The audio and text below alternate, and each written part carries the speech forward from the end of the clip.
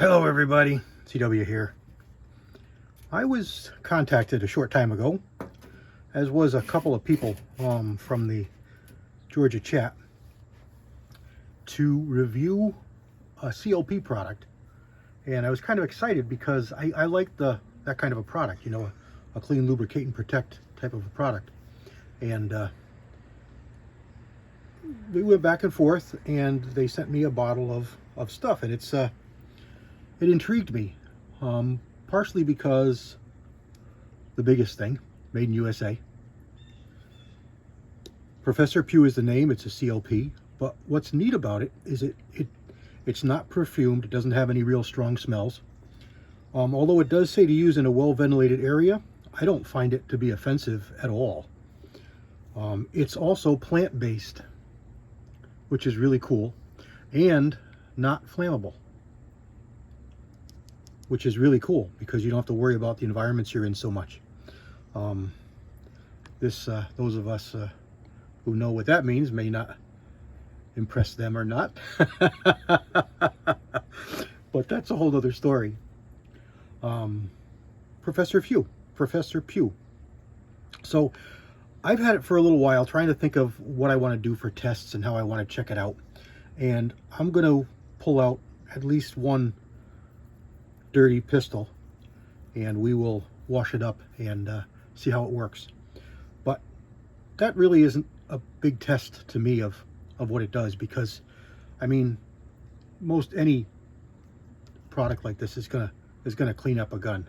It's what it does for rust prevention, and what it does for protecting the finish is bigger importance to me. Cleaning, normal cleaning stuff is not as big a deal. Anything works really good. If you wanted to talk about really bad fouling, bad copper fouling, something like that, blad, that's a good word, huh? Bad powder fouling, bad plastic fouling in a shotgun. Some of those things can be harder, but like plastic fouling is you kill it just with this stuff. So I'm going to go back to a test that was done for me that established my favorite oil for rust prevention, for storage, something I use on my guns for protection. Really not in the same league as this, because this is more a CLP, you know, a cleaner lubricator protector. So I'm going to compare it to my favorite, which is Ezox. It's not a CLP, but it does clean and lubricate. So it's not labeled as a CLP, where this is. This is oils, flammable, all the things we're used to with gun care stuff. But what impressed me about this was the guy that came in the shop where I was working back in the 80s and brought in a block of wood with some nails stuck in it, and he sprayed it with this stuff and a number of other oils, and he left it with us. He said, I'm not gonna pull any fast one. He said, I'm leaving this with you. And we just left it in the corner, and he came back in a week or a month, I forgot which. It was probably close to a month, and we checked out how it looked, and darned if the stuff didn't work. So that's what I want to do. So what I've got here for us today, to start, we're going to take this piece of wood. It's got 3 finish nails in it, untreated. We're going to clean them off to make sure there's no oils on them. That's why the brake cleaner is out here. So I'm going to spray these off. We're going to make sure they're clean and oil free. Then we're going to spray them down with these 2 products. And then we're going to hit them with a salt spray. Now I probably ought to let them sit. So I'm going to spray them with the oils and let them sit for, say, an hour or 2 out here. It's like, I don't know, 80 degrees, 82 degrees. Calm, a little bit breezy. Just a nice low humidity afternoon. I'll let these sit for about an hour to make sure that the oils are going to dry. Whatever's on them as a carrier might flash off, so that just the prevention to stop rust is going to be left. And of course we got one with none. So I'm going to clean them all off. We're going to spray this one with Ezox. We're going to spray this one with Professor PEW. I wrote Dr. PEW, but Professor PEW. And then we'll just watch them.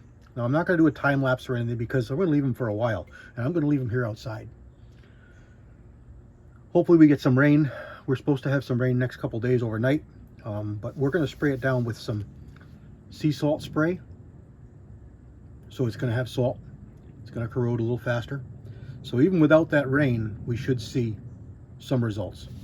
And let's see what we get. All right, stand by. All right, here we go. Here's our board. Brake parts cleaner. I'm going to try and not spray our labels. I just want to spray off these screws, these nails rather, and make sure that there's no oils on them. This will eliminate everything off of them, so they're going to be clean, as rust free, as rust positive, as easy as you can make them rust, is what I'm trying to say. So no oils on them. Let's spray them down with our additives and see what we get. All right, for our Ezox spray, nothing really to spray or lube, or spray or mix up in here, but let's give it a quick spray. Make sure we get it everywhere. No excuses. All right, we got it all over there. We can see it's on there because it's eating up the magic marker. So this one over here is going to get the Professor PEW. This one says to mix it well, which I shook it off camera, but I'll make sure we do it here on camera as well.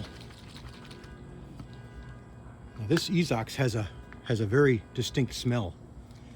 This stuff here is there's virtually no smell at all. So let's spurt some of this on the screws as well. Made sure I got nothing on the none. And there we go. So we've got some on here. You can probably see it on the wood. We definitely got some over there because it made the Ezox run. Now let's just sit and let the environment gas off whatever's there so it dries a little bit. And then we'll hit it with our salt spray and start our test.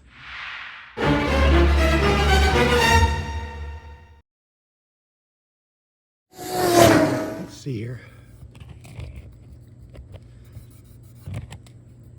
Maybe it's dry, but it's just a little bit oily, but it's dry. So let's put some of this sea salt spray.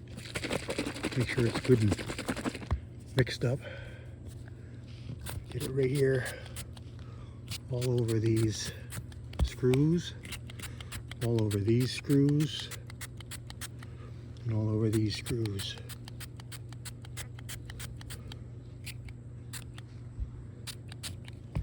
All right, here we go. Everything is coated. And let's see what happens. We'll give it some time. Probably, I don't know, at least a few days, but we'll give it a good chance to see what it's gonna do. Out here, we'll leave it in the sun. This is on the roof of my shed here. And we'll see what happens. All right. All right. While we're waiting for all that to happen outside, let's give these two a cleaning. Obviously we're empty, so let's not get excited about nonsense. You're on that side of the camera and I'm on this. Everything I do here doesn't affect you in the least, but I'm not stupid, so I got no ammunition. We're going to use this Dr. PEW and we're going to see how it works. Whoops, look at there. Made a little bit of a mess. Well, I said before that there's no real strong smells. There's a little bit of an odor, but nothing offensive and nothing strong. This is plant-based again. You can see right here, and not flammable. But they do recommend a well-ventilated area. Avoid contact with the eyes. Prolonged contact with skin. Prolonged breathing of vapors. If swallowed, immediately call. All common sense stuff, don't drink it. Shake it well before you use it. A little bit of leakage coming out of the bottle. I heard somebody mention a spray tube, it won't work in here. There's no place for one. So let's just squirt down. I'll show you what we got here. It's been fired. There's some, no corrosion, but there's some dirt. There's some junk. Side of the slide. You know, it's not filthy. This one's been pocket carried quite a bit. You can see the lint residue in there. This one is a pocket carry. And this one here is a holster carry. But it does spend time inside the pants, holster carry. So let's just spray some things down and let it work a little bit.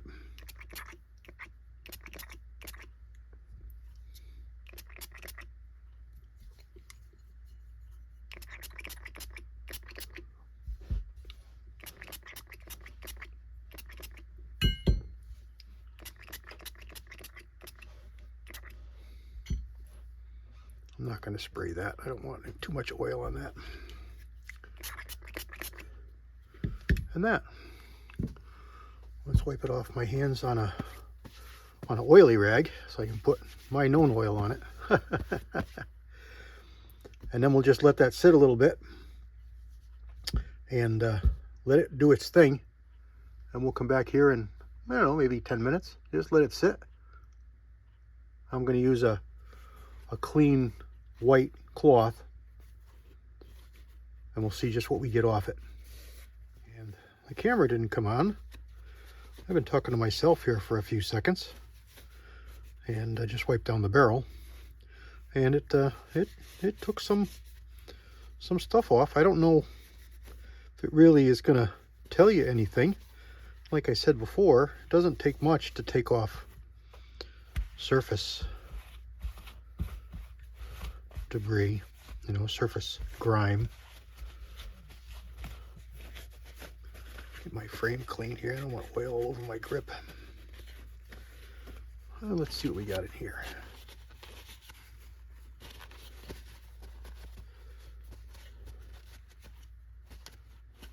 Not really much in here. It wasn't as dirty as it looked.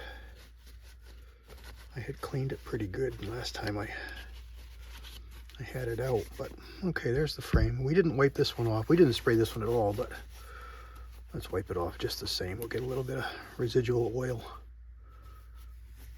A little bit won't hurt anything. I like to have a little bit on it. I just don't want to have a lot. And these are not the best for cleaning because they leave debris, but I'm using it just to show you guys what kind of junk is coming off. Whether it's showing you that this is working or just how dirty my firearm was is up for you to decide. But this is a Shield 45, in case you didn't see. And it had some rounds through it since the last time it was cleaned. I usually don't clean them sparkling clean and then carry them. I usually clean them at the range and then fire a few shots and then put it away, because I don't want it with nothing on it, you know, bone dry, clean. I want to make sure that it's in functioning condition. But you can see there was some debris in there. There was some dirt there, and it does look like it's doing a smart job of cleaning everything up. It looks really good. All right, there's one. Let's get another paper towel. And let's do the 380. I hate oil between my fingers. Again, this one sees pocket carry, not really so much in a holster. I shouldn't say it that way because it's in a holster in my pocket, but it's not out in the open is what I should say. And this, of course, is actually a hammer-fired gun where the shield is not. The shield is a striker fired gun. What you got down in there?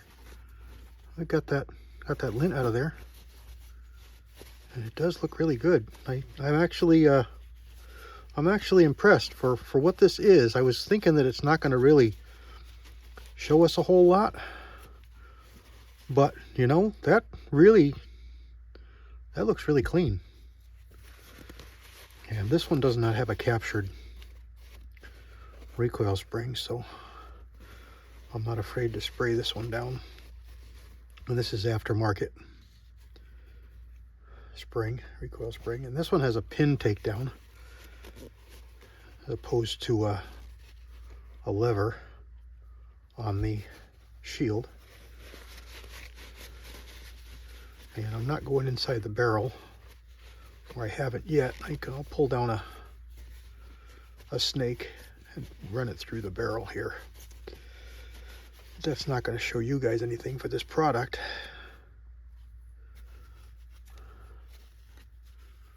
But you see, it's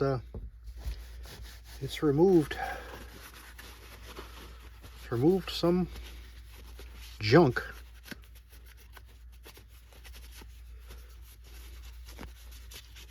So I'm pretty impressed. It really is.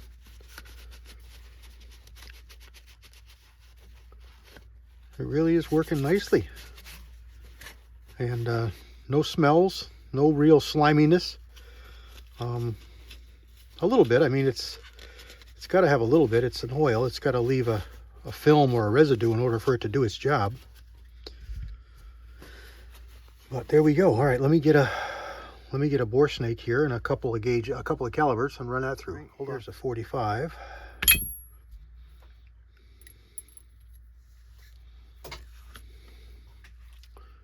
And this is how I like to use it. Yeah, I'm using mine because that's what I've got on here. I just spray a little bit on there and I pull that through a couple of times from both directions.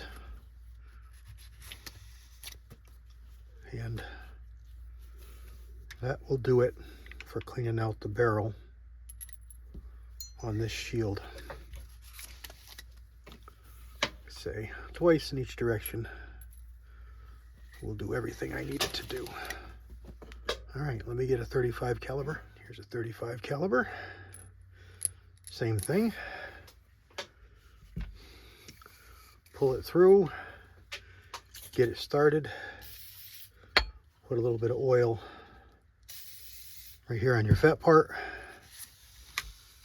Run it through a couple times in each direction. And we'll be clean as I'm going to make it.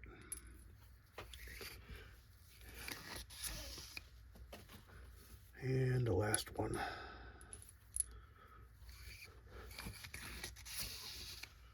There we go. Final wipe off. And I'll reassemble. I'm not sure how YouTube is, so I'll do it off screen. Here we go. I'm pretty sure that they're okay with cleaning guns. But just the same, we did it off camera. So here we go. I mean, that looks really good. That really worked very nicely. Not greasy. A little bit. But like I said, you're going to get a little bit just because it's got to be oily a little bit to do its job. But there we go. There's the 380. You know. Where's my... I thought I had a nylon brush here. I don't want to use a grip brush. Well, I'll have to do without. I noticed a little bit of debris down in there beside the sight, but that's okay. But it looks really good. You know, I'm really pleased with it.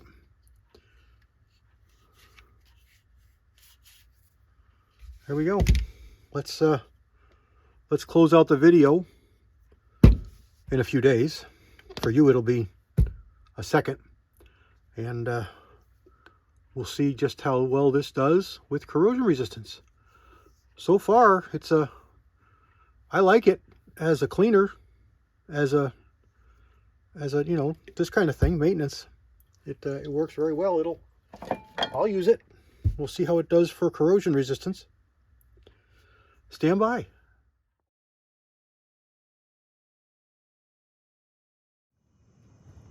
Good morning, everybody. Let's follow up on these nails. We had a rainy day yesterday, all day long. It rained most of the night. I'm out here in the morning. Everything is lush and green. And let's check out our nails. Our wood here is well saturated. And it's been for 4 days. Almost 4 days. This afternoon will be exactly 4 days. So let's take a look at these nails that were coated with Professor PEW. Again, I wrote Dr. PEW, but it's Professor PEW. So we have some corrosion. Let's go over here to the nails that had nothing on them. And there's quite a bit more rust. You can see it quite a bit more.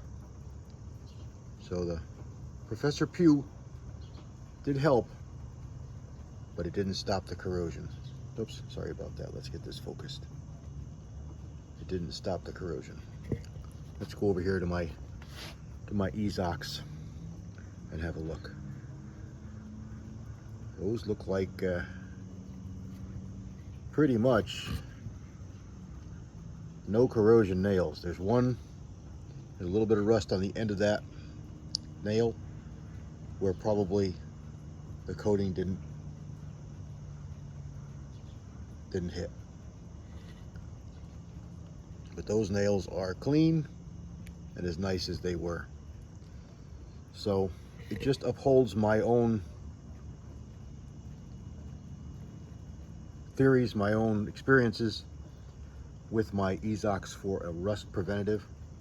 But that doesn't mean that this is not a worthwhile product. Like I said, it cleaned really good. I did like it quite a bit for its cleaning ability, the finish that it left, the look it left of the firearm. It was not sticky or greasy. There was no strong odors. It's American made, and it's a nice product. I can honestly say that I would buy it. But its corrosion resistance is not as good as my Ezox.